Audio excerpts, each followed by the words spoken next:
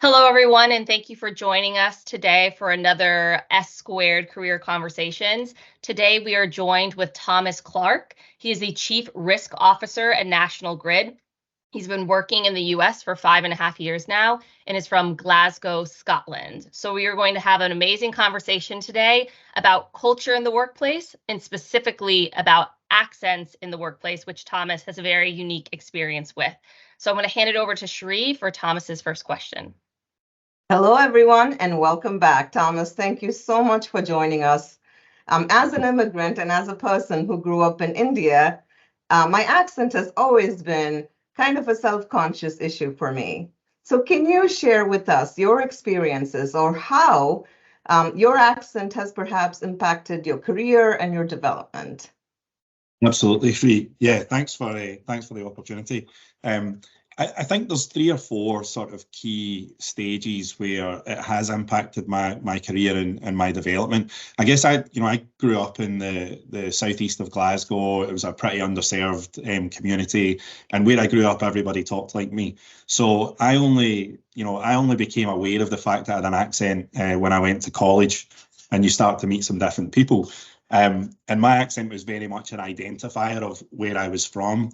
It was also a little bit of a class indicator as well, to be honest. And so I became aware of that. And then I was about to join a big firm as my first job straight out of college. And they were doing a little bit of an interview skills session, which is badged as giving you the opportunity to learn some skills, which it is, but they're also running the rule over you as well.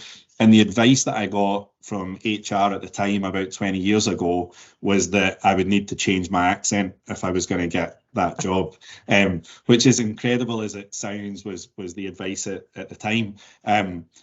So I didn't, but I still managed to get the job. And the reason I didn't was because it was just so intrinsic to who I was that the idea of speaking any differently, I just couldn't wrap my head around that. And as time progressed, there was a couple of opportunities that came my way. One was a secondment in Zurich, where I get very similar advice. I didn't get that secondment. And then there was a secondment to Australia, which really shaped my career, allowed me to focus on utilities, and actually was a big part of why I ended up at National Grid. And for that secondment, I actually get really good advice. And the advice there was that it wasn't about changing my accent. It was about being able to communicate effectively and be understood. And that really helped me reframe how I thought about my accent and who I was and all of that good stuff. So believe it or not, this is actually a rounded out version of how I used to speak, and I definitely fall into the old accent when I go back home. But it was really important because when I went to Australia, it was very diverse in Melbourne. There were a lot of different cultures. There were so many people whose English wasn't their first language, had never been to the UK. So to be effective in a team and to grow my career and be able to lead a team, it was really critically important that I could be an effective communicator. So that really changed a lot for me. And certainly people saw the difference when I came back to the UK, and it then facilitated eventually a move to National Grid in the US. And I think had that not happened in Australia, I would have had the same challenges coming here to the US.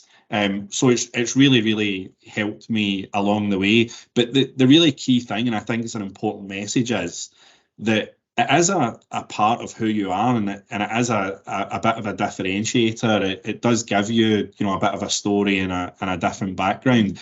And I was very lucky that people were interested in that, and it became a way to connect as well. So it's definitely had an impact, and sometimes it's felt like a bit of a negative impact. But I've managed to find some fantastic opportunities that came my way as well.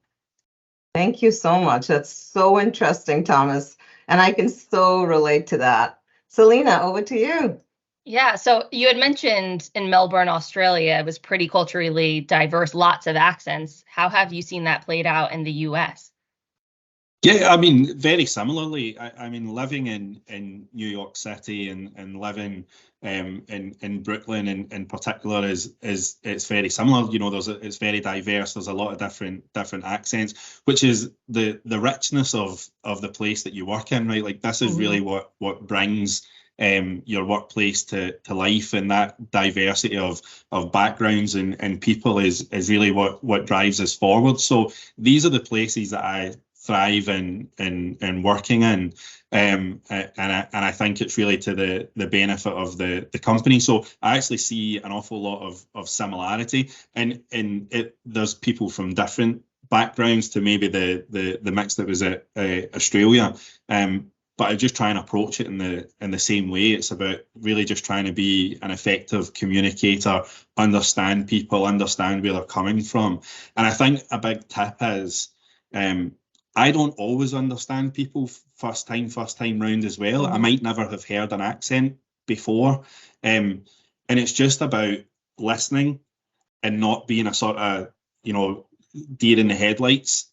Somebody sounds different, and then all of a sudden your brain sort of shuts down. You're not listening to what they're saying, and you kind of end up asking a number of different times. So try and be relaxed when I'm sort of listening to people and hearing them for the first time.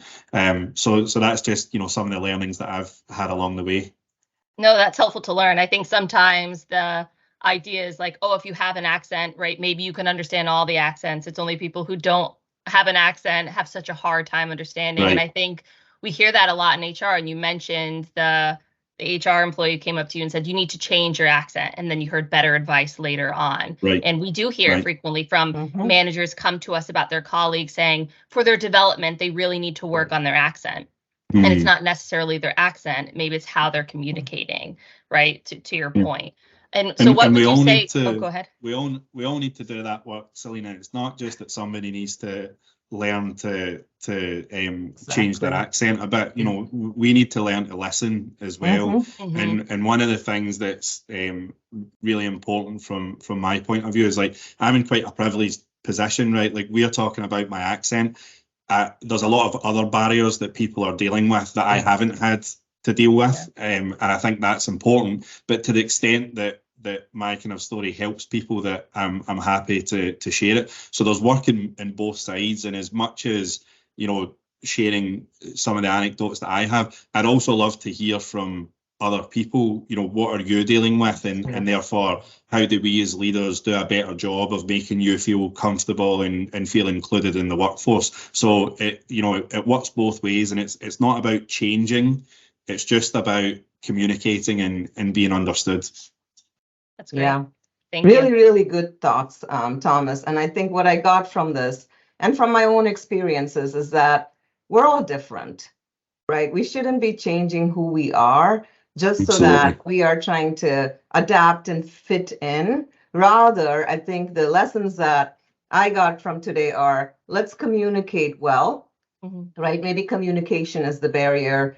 And the other part of it, which is the flip side, is listening, right? I need to actively listen to you rather than hear you, right? When we met Thomas first, I had a very hard time with his accent, and I had to really tune in to listen to him actively to be able to understand him. And now I loved, listening to Thomas, and I could do it all day.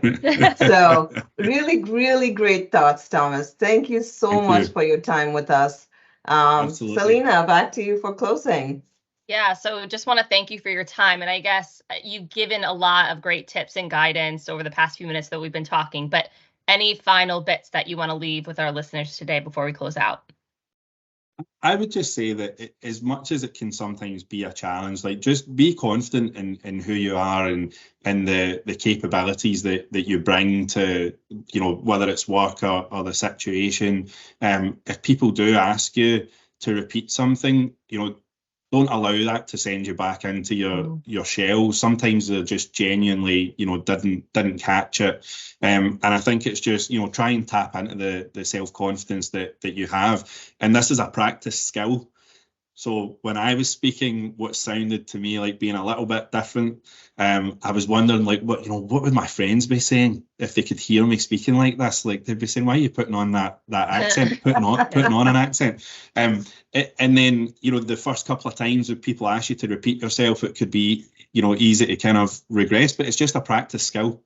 So I would say, give it some practice. You start to see some of the benefits.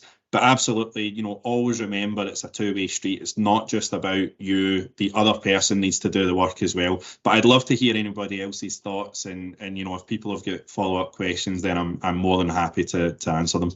That's great. Thank you for your time today. And yes, we hope to continue the conversation in the chat below. And of course, we'll give your contact information so people can reach out to you personally. But thank you. And we look forward to the next conversation we have. Thank you. Thank you both. Thank you, Thomas.